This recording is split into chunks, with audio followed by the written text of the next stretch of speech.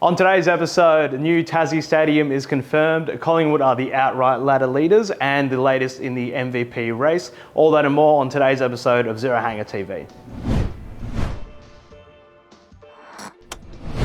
All right, so straight into it. Straight off the bat, some news that just come in. Cozzy Pickett has re-signed for 4 years. I'm very excited. You would be, you'd be very happy. Yeah, very happy with that. So the D's also have a couple of other players that signed on long-term deals as well. Yeah, well, they've done a really good job over the last probably 2-3 seasons of retaining a lot of their key players. Wasn't quite the case last year with Luke Jackson, and I think there's probably an equal amount of fears that Cozzy Pickett could head interstate with clubs from SA and WA both showing some attention in him. But yeah, locked away, 4-year deal, 2027 season. He becomes the 9th team and to be signed from 2026 or longer. Now we've got Clayton Oliver, Christian Petrarca on some pretty long deals, and then you add in Angus Brayshaw, Christian Salem, Alex Neil-Bullen was one that recently re-signed as well, and then obviously they brought on Brodie Grundy's contract from Collingwood. So Trent Rivers, another WA boy that's re-signed for them. So I think Luke Jackson aside, they've done a really great job over the last several years to lock in their star talent. Yeah, really exciting times for D's fans.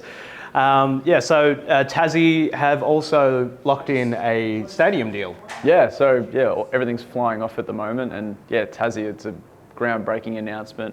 Got the funding from the federal government that they were after, shortfall from the AFL as well. Obviously the state government's funding, it's going to add to this $700 million plus stadium. It's going to be absolutely riveting for the local fans down there, and whether there's a roof or not, I don't think that's make or break by any means. I'm sure the Tassie fans would love one down there, just given the weather. But no, it's the second last domino to fall, and all we're waiting for now is that vote from the club presidents, which is expected to come sometime this week. And you'd expect that given the green light and Tassie having a new club from 2027 season. Yeah. Mm-hmm.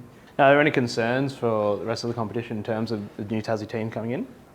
It's always an interesting one. I think if you're a club that's got Tasmanian talent on your list at the moment, you're probably going to be a bit wary of where things are going to sit with those kind of players. But I think one focus that is probably going to be on the mind of a few clubs as well is that the draftees and draft talent coming through the system. Now, Tasmania have 3 really good players coming through the draft for 2023. That's Colby McKercher, who's been fantastic for them at the start of this season. Riley Sanders, who is actually playing for the Sandringham Dragons, but he is from Tassie, he's a Tassie boy, and Jack Hallinan has played himself into form for Tasmania in the NAB League so far this year. So all 3 of them are AFL Academy players. All 3 certainly could be first round picks, so Hallinan maybe a bit further back, but Sanders and McKercher definitely in that potential top 20 or so picks for that first round. So how clubs are going to monitor them for this year's draft, do you take the risk on them with an early selection, or do you let them slide knowing that they're going to be pretty big targets for a Tassie team that's not too far away?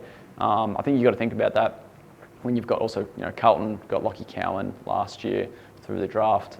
Same with Port Adelaide with Tom McCullum. So a couple of guys out of Tassie last year. I think they would have had some thought in the back of their mind that, we'll have to keep an eye on how these guys are progressing. But I think Carlton signed Cowan for extra 2 years, so he's until 2026. So if the Tassie team's coming in at 2027, it's pretty perfect timing. Blues might get what they need out of him, and they might get some healthy compensation as well.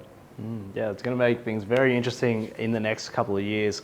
So moving on to the ladder, and Collingwood outright ladder leaders with a 6-1 record so far. Yeah, well, the tremendous win over Adelaide on Sunday. I don't know how they keep doing it, but they do. Yeah, that season 6-1, only side on 24 points. Now we've got 4 clubs with 5 wins and 5 clubs with 4 wins. So it is quite a tight pack right below them, but really comfortable to have that extra 4 points over the rest of the competition. And the Pies have a preliminary final rematch this week with Sydney, so that's going to be an interesting one to see how that plays out. And if the Swans can get some players back, who knows, they might be the one to upset Collingwood this week.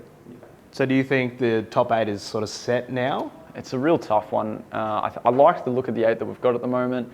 As we mentioned, Sydney are probably playing with a few men down, so a full list for them, or a healthier list for them, certainly would have them in that top 8 bracket. But who falls out? You've got Carlton, shaky form, but I think they probably, I had them in there, I think top 8. Adelaide have been a surprise packet, and I think they rightfully should be in that top 8 conversation. But yeah, Sydney are probably the ones that are most likely to come in if we're picking anyone. Essendon and the Western Bulldogs are just outside the top 8 at the moment, and Richmond are one that a lot of people had in their top 8, probably too far gone at the moment for them to turn it around. Damien Hardwick's certainly confident that they're still in the race, but just from what we've seen so far and their draw ahead, I think it's going to be a tough one for the Tigers to make the top 8. Yeah, I'm hoping for the Gold Coast to push in there. I don't know chance. why. No, there's certainly a chance. There are a couple of rocky weeks, but they can turn it around for sure. Yeah, it's exciting stuff. All right, so moving over to the rookie rankings now. So not too much movement in the past couple of weeks. The lead between the top players is getting a little bit more narrow. So top 7 is pretty set. Who's on the outside?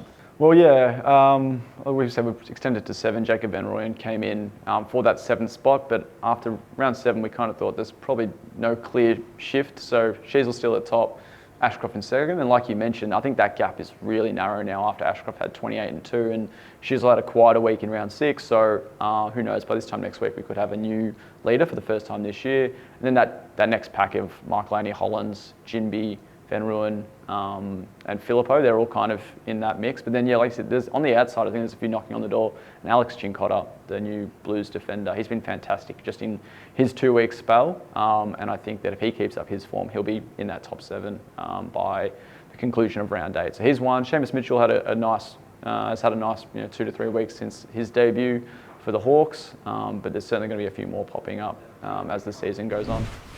And some exciting news for yourself, a new show on the Zero Hanger program, Kicking Gags. What have we got in store from the first episode? Yeah, it's a new show. It's on YouTube and it's a podcast as well, so you can get it on all your podcast apps. So it's called Kicking Gags. It's me, yours truly.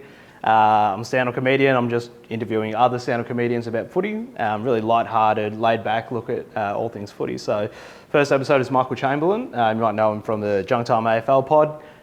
We're just kicking back talking about footy. He did a show at the Comedy Festival where he really dived deep into the history of AFL. So there's a couple of funny stories in there. We've got some other guests lined up, Sarah Cameron and Matt Stewart coming up in the next couple of weeks. So yeah, just, if you like footy, if you like laughing. I can get it on Spotify? Yeah, Spotify, Perfect. Apple Podcasts, everywhere you get your podcasts. Kicking Gags. Yeah, Kicking Gags. Yeah, nice.